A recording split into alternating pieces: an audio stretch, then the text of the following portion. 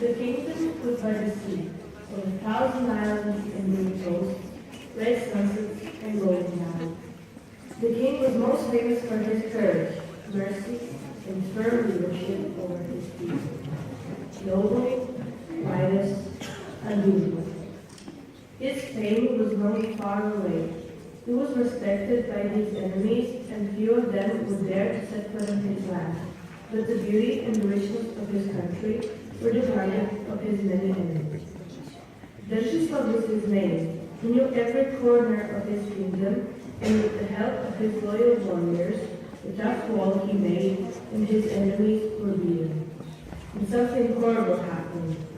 A stronger enemy appeared, who came with his fleet to the shore, and conquered the king by deception. My lord, there are lots of enemy ships arriving to the shore. And where are my brave men and warriors? They are still on the northern border. Gather them all at once, and we shall defend our country.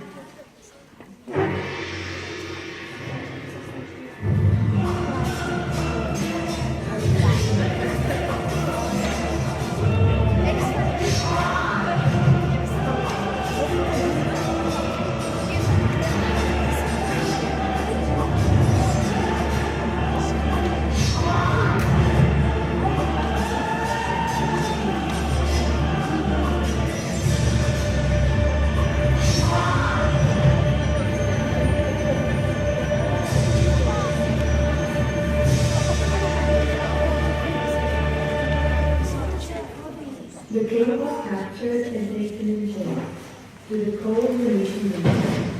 King Wenceslav was not demoralized with surprise to the Venetian youth.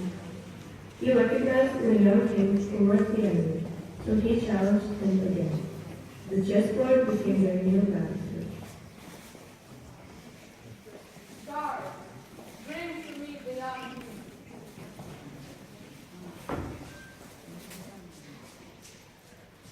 Would you like to play a game of chess for your freedom? What? Sit down. Dariusla accepted the duke's idea to play chess for his freedom, and he won for 3 times in the game of chess.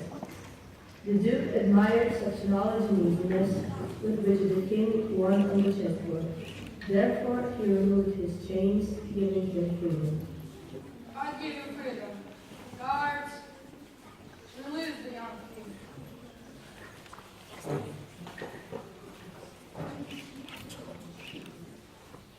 You may go now.